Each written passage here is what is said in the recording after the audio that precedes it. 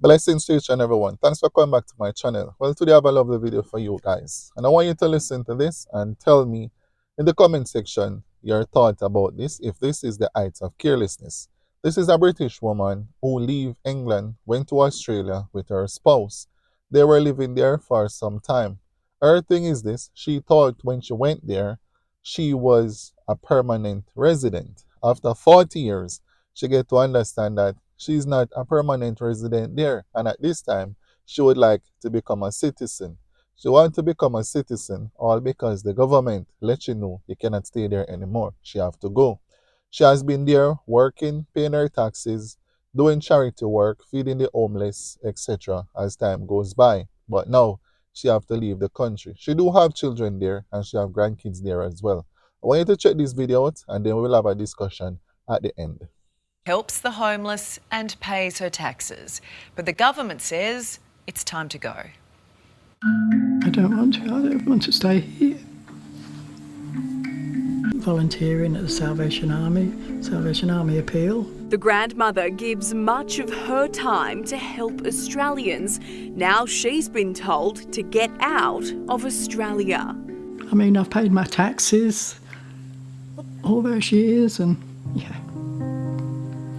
She says she thought she'd been a permanent resident since arriving in the 80s. But the government reckons there's something about Mary. And you're 74 years old. Yeah. And to think at any moment you could be arrested and deported to the UK. Correct. It's dreadful.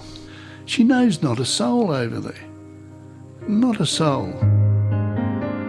Mary Ellis is known as a local hero in northern New South Wales. You've done a lot of volunteering. Yeah, I have. She helps feed the homeless in Tweed Heads, raises money for the Salvation Army. Last year, she was awarded Volunteer of the Year. Mary was born in London, but says she's called Australia home since she was 31. Driver's licence, ID card, Medicare card, everything Australians have. What would life look like for you now in the UK? I've no idea. Back there, I don't know. This is my home. I love Australia. Much so, Mary even put her face on this personalised stamp from Australia Post. She came here with her partner at the time in 1981, and he told her he'd organised permanent visas. I thought, well, I'm a permanent resident, you know, I'll carry on. Nobody said anything. Did you ever leave Australia during this period, even for a holiday? No. I love Australia. Didn't want to go anywhere else. Mary worked in hospitality and then for the New South Wales government for 30 years. And so your son lives in Australia and your grandkids even live here. They're all citizens. Yes, I've got a son, a daughter-in-law and 2 granddaughters.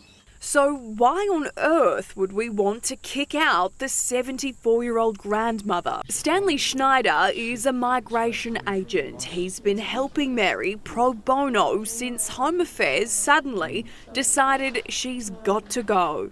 They contacted Mary and asked her to go into the Brisbane office, and she went, and they told her that she shouldn't be in Australia. But Stanley says Mary is an absorbed person under the Migration Act and should be allowed to stay. It requires someone to have been in Australia since April 2, 1984 and not have left. But in this letter, the department claims Mary left the country under different aliases, and her partner that she came with, who she knew as Martin Ellis, his actual identity was Trevor Warren. What do you have to say about all of that? I say that it's wrong.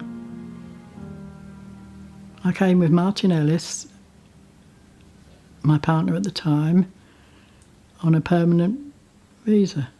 Well, I wasn't really with him all that long, you know, not very long, and we went our separate ways. Home Affairs is claiming that you've gone under different aliases over the years. Where are they getting this from? No, I don't know, honestly, don't know. The only thing that Mary doesn't know is whether or not Martin was being truthful when he said that that they came on permanent visas. Mary says these documents prove she was in Australia during the time frame in question. Here is a job reference from a Tasmanian restaurant. It states she worked there from 1983 to 1986. And this Medicare enrolment letter from Neil Blewett, signed sometime when he was the Federal Minister for Health. He had that portfolio from 1983. It wouldn't have been sent to Mary if she wasn't in Australia. In a statement, Home Affairs told A Current Affair, "The department does not comment on individual cases. People who do not have the right to remain in Australia are expected to depart. Individuals who provide incorrect information may be liable to have their visa cancelled under the provisions of the Migration Act." Just let me get Australian citizenship. Please let me. That's what I want.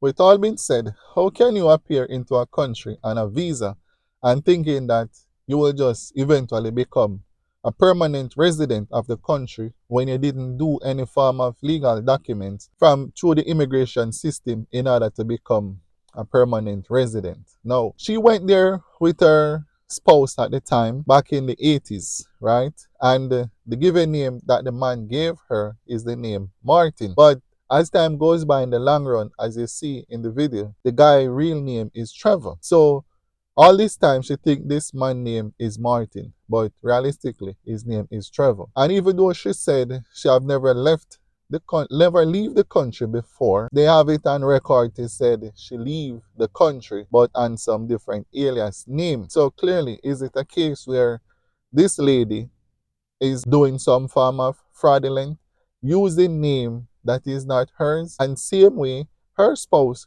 went to that country with fake name until eventually they found out his real name.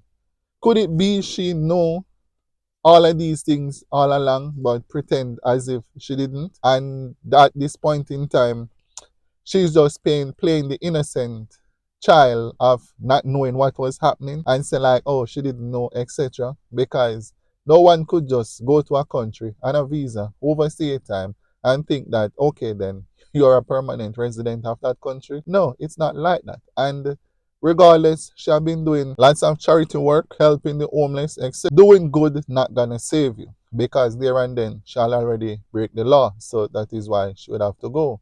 She was there working, paying her taxes, as she said. But apparently they had something there to say, if you were in the country from 1984 and you have never leave the country, then eventually you will be able to obtain some form of documents to stay within the country. But they found out that she leave the country before, so she wasn't eligible to get whatever legal documents for her to stay in the country. So now she have to go. And some people, when they go to foreign country, over the years, they have been there. Nothing is happening, right? Just like what is going on in America now. They feel as if they are at home. They get complacent. So they don't put out that effort to say, let's get some documents now, get ourselves together so we can travel. You have a lot of people, their dream is to go to a certain country. Once they reach to that country, they have no interest of going nowhere else. So they never put much interest in getting themselves legal documents to travel to and from if you want to, and to be legal in the country. They rather to just live illegal. A lot of people, they rather to just remain illegal, working under the table, paying no taxes, but yet still they want to live off the country.